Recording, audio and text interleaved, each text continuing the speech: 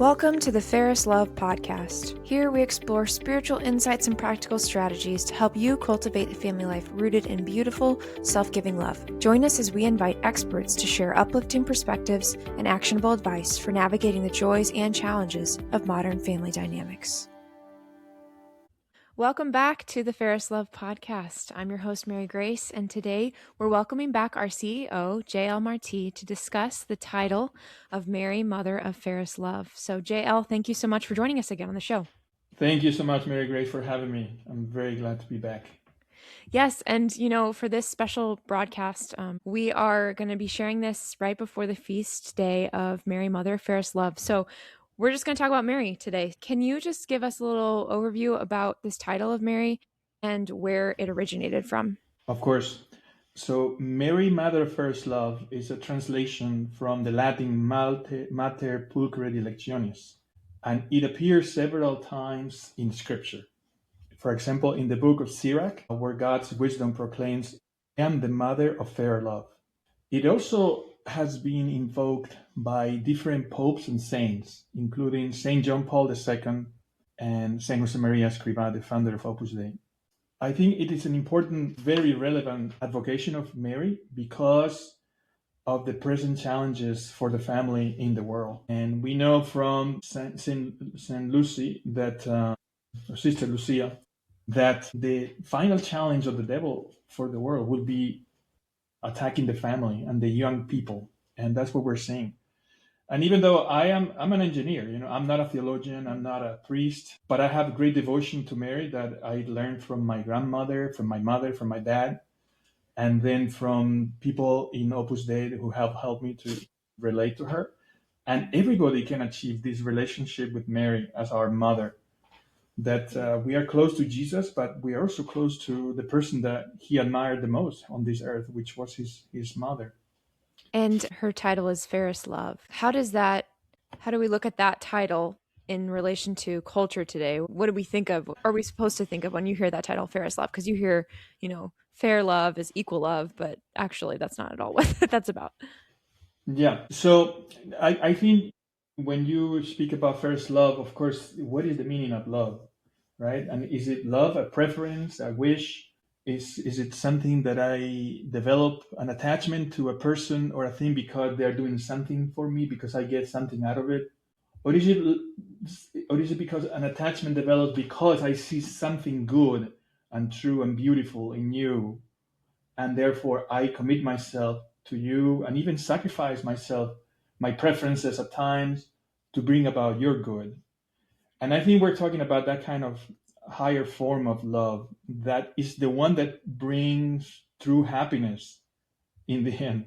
There's some people, including myself, sometimes we have a short-term view of things, and we think we're going to be happy by doing this thing, and we become attached to it, and our will cannot be tampered with, and so on and so forth. And it happens that we get upset with people, or we get obsessed with ideas, timing, and things. And then we realize, wait, I'm losing here the whole picture of there's something bigger. I was just thinking of a very small good. So if I think of the biggest goods, the happiness of people, relationships that we develop with our family members, our spouses, our children, our parents, our extended family, our friends, even among citizens, that is the meaning of fairest love, to kind of look at the deepest part of the human soul and the heart of persons and see how we can be best in communion, in relationship. And Our Lady is a great example of this, because she was a great spouse to Joseph, a great wife to Joseph. She was a great mother to Jesus, and she did it to her life's extent out of her own generosity, in a kind of selfless manner that we want to emulate, we want to imitate. So anyway, those are some of the things that come to mind when I think of first love and the vocation of Our Lady. Yeah, that's perfect. And you're mentioning, you're talking about families and how that's kind of where the attacks are being from the devil and all that. So what are some specific kind of family struggles? Let's say someone who is curious or wants to pray to Mary, Mother of Fairest Love. What are some struggles that they can ask for her intercession for? So it could be anything related to anything in their lives, right? But particularly because the thing that in the end are the deepest things and the things that we care more about are our families. So our children, a child who perhaps has an issue with, figuring out what they want to do in life. Perhaps it has to do with whether or not they're going to practice the faith or to what extent they're doing that. Or perhaps they're making decisions that now they seem to them are good, but in the long run, you kind of see that it's not going to lead anywhere. It's going to lead to a lot of sadness and pain. So you want to pray for them to have wisdom and to have the help of Mary. Because in the end, you need grace builds on nature, right? And also another saying that Saint Jose Maria used to say, we have to be very human and at the same time very divine. So we need to study, use our reason to think what are the ways we can help each other? What are the ways we can kind of stimulate each other to behave well, to make good choices and all that. But we always fall short because of human freedom, because of our own limitations and our defects. We're not good conduits sometimes, to the people around us to help them make good decisions. So in the end, we depend on heaven because we know that that is the source of infinite help and love. And we can always turn to Our Lady and to Jesus, to Joseph, especially Mary, Mother of First Love, for these intentions related to struggle, perhaps a spouse or a husband or a wife who are kind of a little bit not really into the marriage or who are a little bit lost because of professional matters, because of substance abuse sometimes, or other types of addictions. I mean, the internet and social media play a role in kind of bringing people apart nowadays. So for all of those reasons, we can pray for the health of our loved ones at the times of great suffering when death happens in the family. We can turn to her and she can comfort us and help us to get through day by day, knowing that our home is not here on this earth, but it's in heaven. And Our Lady from heaven can help us a lot to keep that in mind and to make sense of every day as we live on earth. Yeah, and thank you for, mentioning and reminding. I think it's a good reminder too about the Holy Family of Joseph as well, especially with our the husbands and wives who listen to this podcast. She's a beautiful example of, tenderness and love for her spouse Joseph as well. But for, let's say, a parent who's currently overwhelmed with just, you mentioned, a child who you're praying that they're doing the right thing. Let's say who is a parent who's overwhelmed with, just feeling anxious or about their child. How can Mary, like looking at Mary's example, help them with that hope, like having hope for heaven in a sense? Yes. So I think one way is to keep in mind the bigger picture that sometimes Mary and our Lord are letting us suffer, perhaps, they're letting us kind of go a little bit, I don't know, without knowing really where the final end is. And we might feel lost, but they're always there with us. And so that's to have the sense that God is always in control, and Our Lady, who is her mother, is very powerful. So we can always turn to them. That the first thing is to give example. We need to be a good example to the people around us, our relatives, our friends, those that we want to impact, those we want to influence. And part of that good example is to have a relationship with Mary, to pray, to help them to see that beyond what happens on this earth, we also need to turn to heaven to get the grace that we need. And another thing is to respect the freedom of people. God made us free, and He wants us to love Him. The only way we love Him and His mother is if we are free, right? So it cannot be forced upon us. We cannot love God because we are forced to do so. We have to choose to do so. And at times it takes a while. It takes days, months, years for somebody to realize that, even if they have seen it at their house growing up and so on, because of all the circumstances, temperament, friendships, other influences, things that they see in the culture today. Be patient, hang in there with Our Lady. Our Lady sees your pain, your petition, your suffering, supplication, and she knew how to be patient. I mean, consider how Our Lady knew all along what was going to happen to her son, because I'm sure they had intimate conversations, and also she could read scripture, and she knew what was going to happen, and she was full of faith and hope, and for sure, until the very end. So we need to imitate her in that as well with our dear family members. And one of the great things about the church is that we have these devotions. And so the Fairest Love Family Project has a novena for Mary, Mother of Fairest Love. And how can families integrate that into their day to day, especially as we're in the midst of it now? Yes. So first of all, please go to our website, fairestlovefamilyproject.org. Our novena is there in the About section, but with our prayer to Mary and the short prayer as well. But the novena is something that we want to start before the February 14th, which is the feast day of Mary, Mother of First Love. And so, of course, it will start February 6th. And there are many ways to pray, and it depends on what your needs and what your intentions are.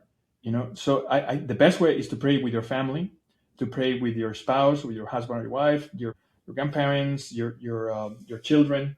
But if one of the intention is for that person, so you can also pray with them, but you can also pray for them, and they would be kind of virtually present in your prayers because you're praying for them to Our Lady.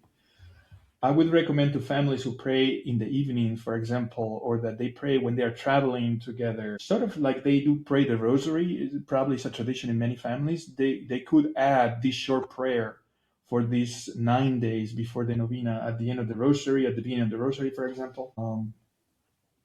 And I think that it's important, this idea that I mentioned before, that is invite other members of the family, but don't force them. Yeah. It's better that they do it because they want to at their own time. And perhaps your intention is that they pray with you this novena next year, and they will, but you got to give them time. Or another time, there's always a good time to pray a novena to Our Lady.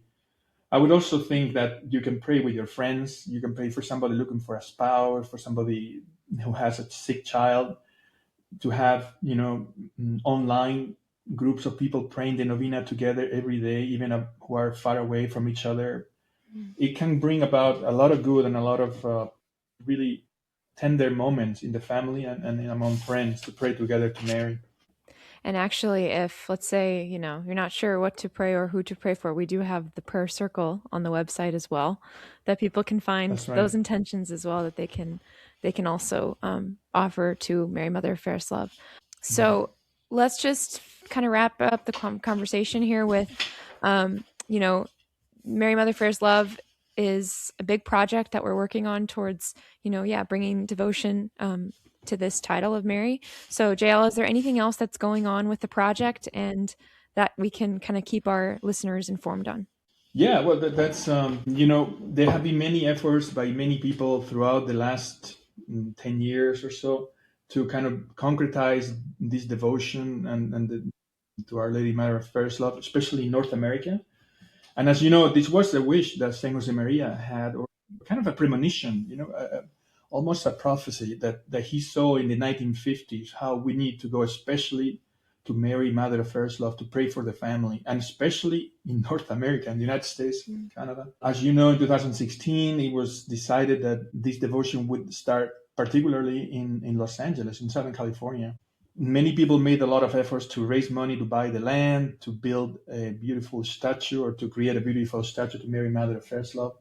We have accomplished all of that, and we have some funds that are being invested in a wise and prudent way with top advisors so that that money grows.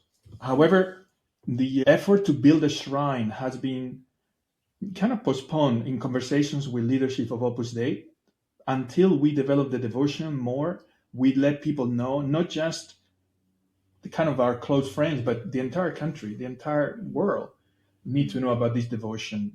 And once there is that present, and we are, in the meantime, we're providing help to families and to in all kinds of situations with our podcasts and the traveling images of Mary. In the future, we hope to host some conferences and so on. So there's a lot of work to do before we build a shrine, which will come in time. And again, we have a lot of resources available already to develop that devotion. That's great.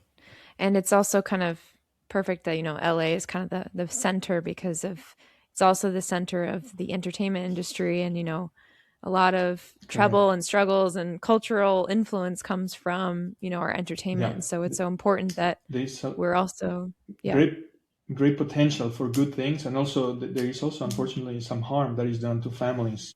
of course, in the United States, but throughout the world. Exactly. So this is where we need Our Lady to help us the most, and we already see some of the effects in families, in people. Have anecdotes of families that are reconciling, or things that were going in a one direction that wasn't very good. Now they're going better. So Our Lady is very active. Yes, she is. We actually had an interview with one of the women who, her granddaughter, they prayed to our Mary Mother Fairest Love, where she was helped very much miraculously in that sense. So, Right, yeah. right. So, yeah. And then the So, other thing I wanted to mention just briefly is we also have commissioned a beautiful painting of this person in the statue of Mary Mother of Fairest Love that we have now in Los Angeles in a church, because we want to bring about that person more lively, especially in the media world where everything is two dimensional. We thought we needed a color painting of that person of Mary of Mother of First Love, and it will be unveiled very soon. So we're very excited about that. We're so very excited. We are bringing a life-size replica of the statue of Mary Mother of First Love to Chicago, and that's going to be arriving before May, and there will be a novena as well to welcome her there. So we're very excited about that. that's so exciting. Yay. So we have it on both sides, or middle and the Yeah. west. But that's great. Yeah. Yes, and they're traveling statues even as far as Boston. The Boston Oh, area, Massachusetts, has a traveling statue, so people can sign up, and they will excellent. have at their homes to make a novena. So 9 days, hopefully, Mhm. the statue of Mary Mother of First Love. So yes, we want to go everywhere: Texas, the Midwest, California, East Coast. Yes, excellent. Is there anything else, JL, that you'd like to share with our followers while you have the floor? No, so I mean, just to be very, I'm very very grateful to all the efforts that people have done throughout the years, from the board to the volunteers. We have many volunteers, to the people who have been able to donate, to our listeners, to our families, for their prayers, for their efforts. Thank you so much, and I'm sure Our Lady is smiling upon all of us from heaven. Wonderful. Thank you, JL. Thanks so much for getting to talk to us about this beautiful title of Mary Mother of Fairest Love. Thank you, Mary Grace. Thank you for listening to this episode of the Fairest Love podcast. In 2026, we continue to share the devotion to Mary Mother of Fairest Love.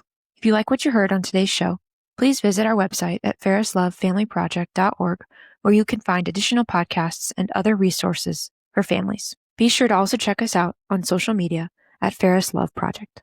Thank you for listening, and we'll catch you on an episode soon.